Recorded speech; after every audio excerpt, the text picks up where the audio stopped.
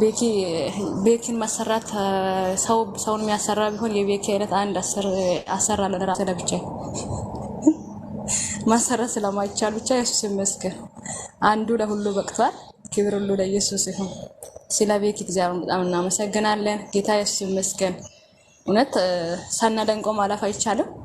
እኔ ከምንም በላይ የገረመኝ ነገር ባለፈው አንድ ነገር ላይ እግዚአብሔርን አመሰገንኩኝ። ስለኛ እዚህ ላላችሁ ወንድሞች እህቶች ስለናንተ እናንተ እንዴት እንደሚጨነቅ ማወቅ አለባችሁ። ነገር ብዙ ነገር አለ። ባለፈው ማታ ተናድጄ ጠዋት አንድ ቪዲዮ ስለለጠፍ እኔ እንጃ ሙሉ ነገር ጠፋብኝ።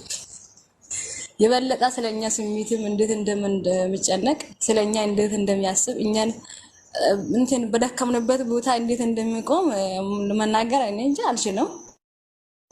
ጌታ ኢየሱስ ይባርክ ከማለት ውጪ እኔ ቃላት የለኝም። ከፍለንም አንጨርስም። የሰማይ አምላክ ይክፈለላት ነው የምንለው። ቤኪ ማለት የሁላችንም አባት ነው።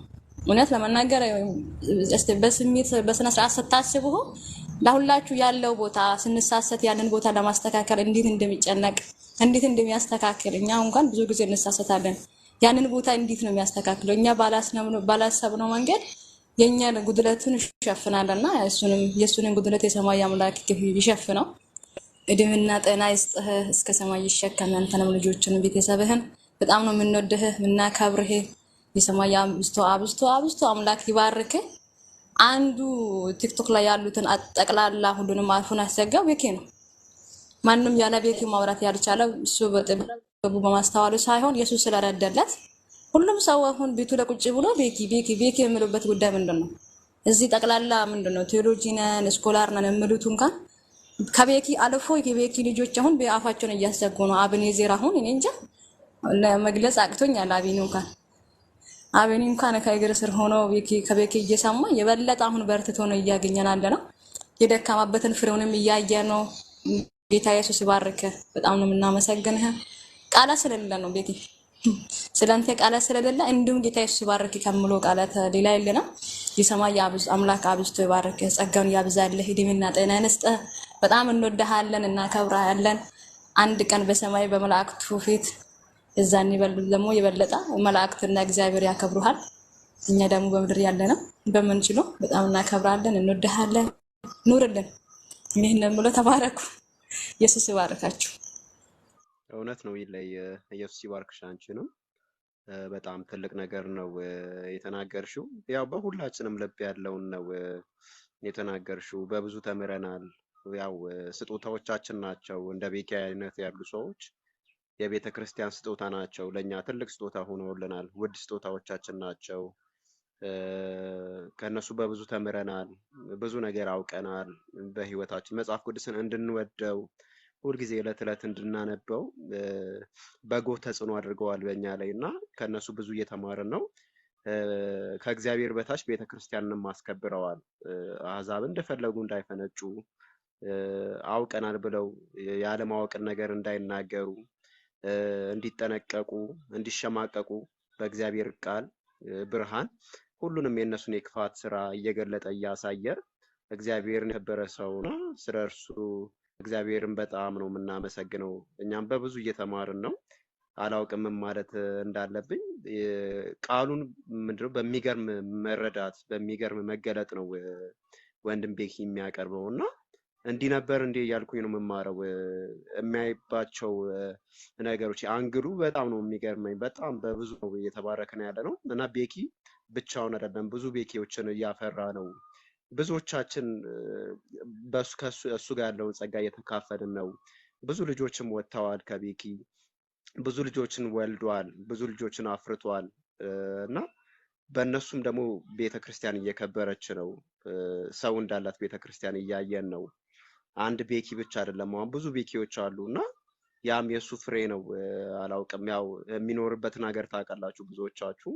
ሰዓት በጣም ውድ የሆነበት ሀገር ነው ያለው። ግን እንደዛም ሆኖ በጣም ነው እኔ ራሴን እንድወቅሰው ነው የሚያደርገኝና እንደዛ በማይመች ሁኔታ ውስጥ ሆኖ እያንዳንዱ 1 እና 2 ደቂቃ ትልቅ ዋጋ ባለባት ሀገር ሆኖ እንደዚህ ለእግዚአብሔር ቃል ለእግዚአብሔር ለኛ ጊዜ ሰጥቶ እንዲህ ሲያካፍለን እንደ ቀልድ ልናይ አይገባም። እያንዳንዳችን በደንብ ልንማርበት ይገባል።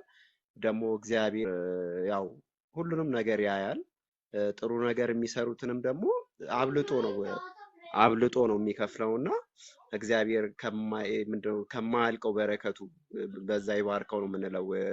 ሌላ ምንም የምንለው ነገር የለም። እግዚአብሔር ይስጥልን፣ እግዚአብሔር ያክብርልን፣ አንተን ሁሌም ያኑርልን።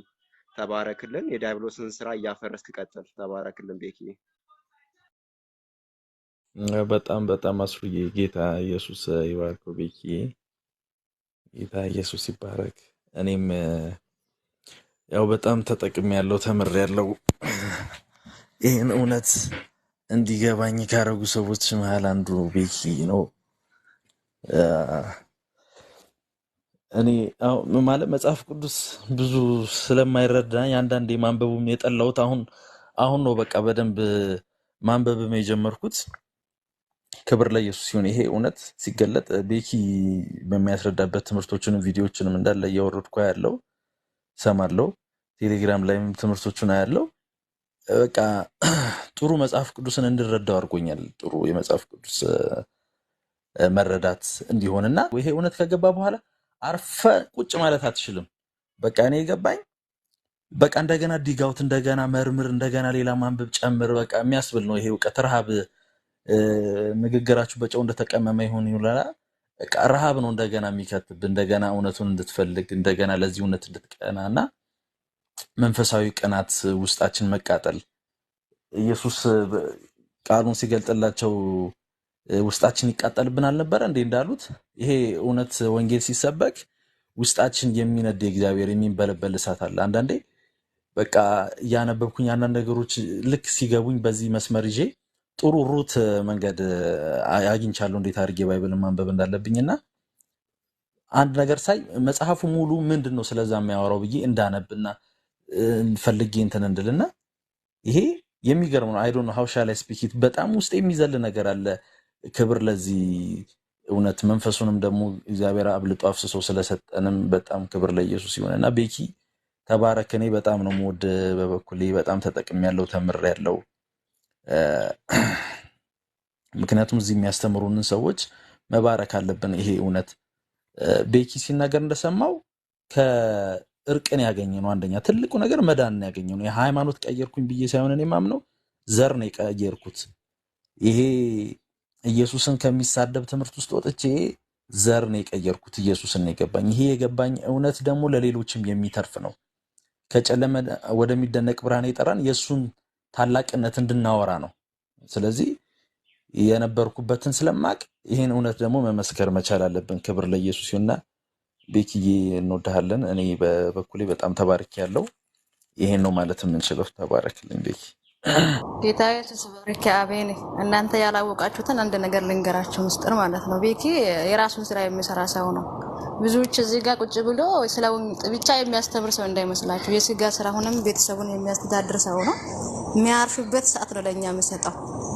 ለሱ ከስራ ወጥቶ እረፍት የሚያገኝበት ሰዓት ነው እዚህ ጋር መጥቶ የመሰክረው ለመናገር ማለት ነው።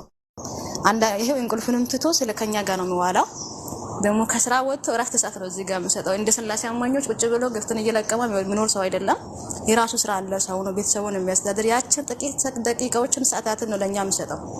ብዙዎቻችን ማናውቃቸው ነገር አለ። እሱ ስራውን ትቶ የሆነ ዝም ብሎ ለወንጌል ብቻውን የሚኖር ሰው አይደለም። ቤተሰብ አለ፣ ልጆች አለ፣ ሁሉንም ጥሎ እረፍት ያደረገበት በዚህ እረፍት ሰዓት ላይ እረፍት ማድረጉን ትቶ ነው ከኛ ጋር የሚሆነውና እውነት ምንም እንኳን ማድረግ ባንችል ኢየሱስ ይባርክ ማለት አለብን። ጌታ ኢየሱስ ስለሎ ይመስገን። እኔ እንጃ ምሎ ነገር ስለሌለኝ ኢየሱስ ይባርክ ከምለው ቃላት ስለሌለን ነው። እውነት ለመናገር ቃላት ብኖር እንጠቀማለን። ቃላት ይልንም እንደውም የሰማይ አምላክ ይባርክ ማለት ራሱ ከባድ ነገር ነው። ስለሱ እግዚአብሔር ማመስገን አለብን። የበለጠ ጸልዩ ወንድሞች እህቶች፣ መጸለይ አለባችሁ። ስለ ቢክም ስለሌላ ወንድሞች እንዴቶችም ስለ ቤተክርስቲያን አባቶች ስፔሻሊ የአዋሽ ቤተክርስቲያን ወንድሞች የታደላችሁ ናቸው። በጣም ጥሩ አባቶች አሉ። እንደዚህ እኛም ደግሞ አደባባይ በኮንፊደንስ እንድንናገር ያደረጉብን እነሱ ናቸው። እኔ ራሴ ነው የሚያውቀው። እኔ በዚህ ቤተክርስቲያን ተወልጄ ነው ያደግኩት፣ ግን በቃ ድኛለሁ ምን ይመጣብኛል ብዬ ምኖር ሰው ነኝ።